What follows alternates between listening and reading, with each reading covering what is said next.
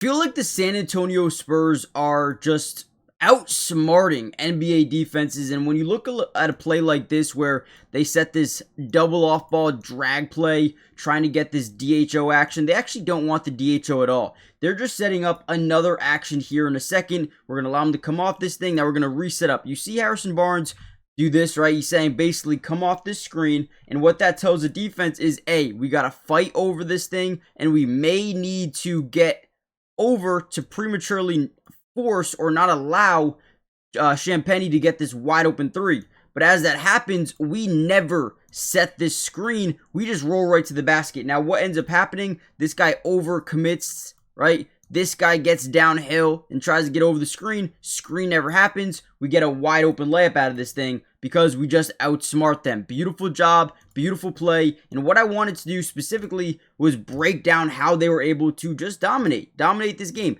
Now, what's crazy about it is they don't have Wemby, they don't have Stephon Castle, and they still find ways to win. So, before we dive into the video, make sure you guys do me a big favor. Hit that like button if you haven't already done so.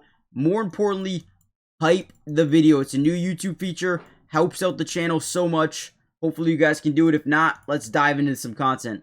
I wish the NBA.com showed this play a little bit better, but we end up setting a screen to the right side. As we come off, we kind of leak out here to the three-point line, and De'Aaron Fox gives you a behind-the-back pass. They decide to double team. Whenever you can create that double team, it puts the defense in what we like to call a blender. Now, a blender is essentially when the defense is stuck playing 3-on-4 basketball, right? And because we're overloading the corners, nobody's home to switch on this thing. And if they do switch, we just got open guys everywhere because they just don't have enough defenders. Because they double teamed, pull up three, easy money, got it to go. It's just as simple as that. Now, I will give credit to the Hawks because they had a nasty comeback in this game in the third quarter. But the Spurs ultimately said, you know what, let's sack up, and they did regain the lead and keep it. All right, interesting play right here. We're going to set this off-ball screen to get Champagnie kind of to the basket. From there, we're going to loop back around. We're going to take this DHO, dribble handoff between Luke Cornet and Fox. As we set the screen, we want to immediately roll to the basket because we know if De'Aaron Fox is, swinging by this thing, he's going to create rotation from the big. If we can roll to the basket and create a mismatch on anybody else, we know they're going to have to rotate either if it's from the weak side or the strong side. They're going to rotate. So we come off this thing. Beautiful job. Set the screen. Now look at this. Porzingis is forced to kind of step up. We take the switch onto Vit, who is not as big as Porzingis, we know. So it is a mismatch. Now you're probably going to see some weak side rotation down here to prevent a possible lob or just a mismatch in the paint. So Fox does a beautiful job coming off this thing, quickly spraying it to the weak side corner. Ball does get deflected, but ends up going right to Harrison Barnes. Stop and pop, zero hesitation three, and gets it to go. Beautiful play. I mean, that was quick, instinctual, happened very, very fast. Amazing. He also had Champagnie at the top as well. I mean, you have two guys pretty much wide open on that play. Go. Okay, another quick, easy play here. Once again, we set the screen, we roll to the basket, we create, what is this called? A blender. We create that blender. Now they're stuck in 3-on-4 defense where you're going to see some sort of rotation probably from the weak side. And watch this play right here. I'm guessing it's going to come from the weak side low post. So boom, we kick it in. Yup, weak side low post rotates. Now what happens is we're going to turn around. We're going to look at the basket. We're going to force Okongwu to make a decision. Are you going to cover the corner or are you going to cover Devin Vassell? Right? You have to pick one and you can't guard both. So we actually look over the corner, move Okongwu, swing it to the top. Now we could swing it right back to De'Aaron, but I actually like the fact that Devin Vassell just pulls up, shoots this thing. Really good shooter. Great job. Again, I'm buying in. I'm buying into the offense. It seems so smooth and natural. The way they attack each possession down the floor, it looks so good. Another nasty shot right here. Before we get into this one, like I said before, make sure you guys hit the like button. Helps out so much. But also, and most importantly, make sure you guys are subscribed. It is completely free, doesn't cost anything, but we will be covering the Spurs all year long. I'm trying to figure out when you guys want these videos posted, whether it's directly after the game or it's like noon the next day, because I know usually when these Spurs games are over, it's pretty late. People are probably going to bed, unless it's the weekend. So let me know when you guys want to see this video specifically be dropping. I usually plan for noon the next day or around noon the next day. But if you guys want directly after the game, we could probably do that as well. So right here, we're going to get a little bit of a DHO. Again, dribble handoff. We're running to, showing to the ball. Now, usually how this play is run is we read our defender. If he goes over the screen, we're going to want to loop this into the paint and create this pick and roll opportunity, forcing the defense to kind of rotate. However, you could also, if he goes under the screen, you could stop right here and just shoot a three.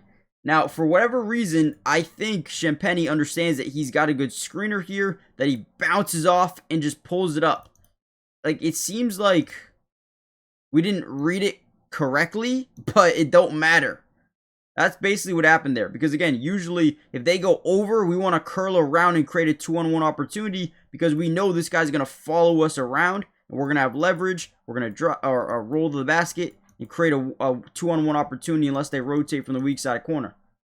But again, Champagny just stops, pops, three, gets it to go, drains it. That's tough. That's demoralizing for a defense.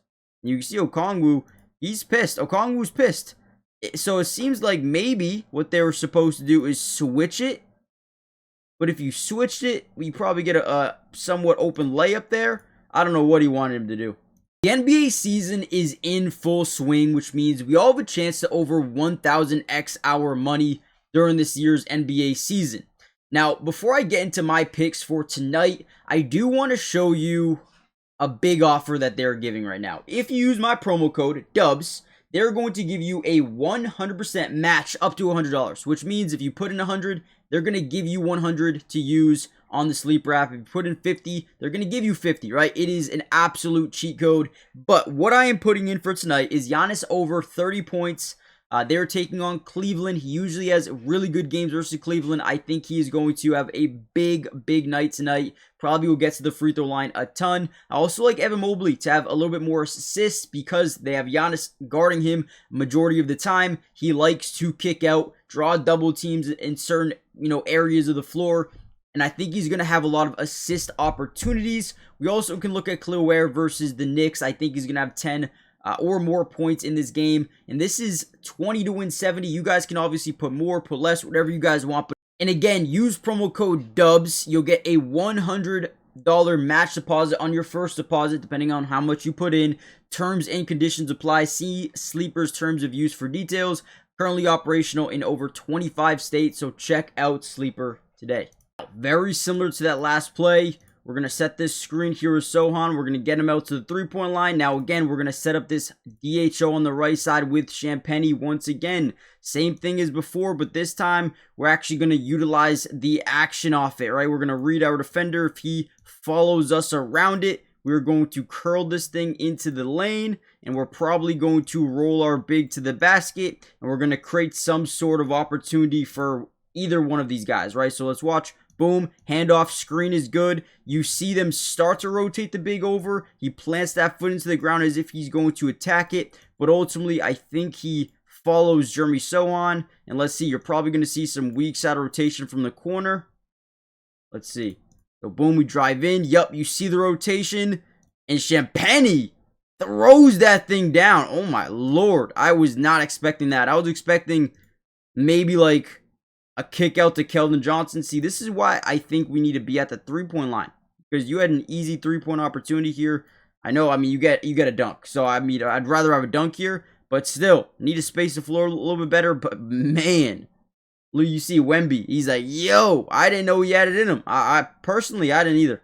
Very, very similar. This time, we're going to get a double screen DHO. First one's here. Second one's here. Hand it off here. We want to roll Sohan to the basket. I believe we're not going to want to roll Vassell directly to the basket. Yeah, we're going to want to pop him to the three-point line, force these defenders to make a decision. He's obviously trailing now as we hand this ball off. He's probably going to follow him, But we have to read, does this guy fight over the screen to ensure there's not a quick trigger 3?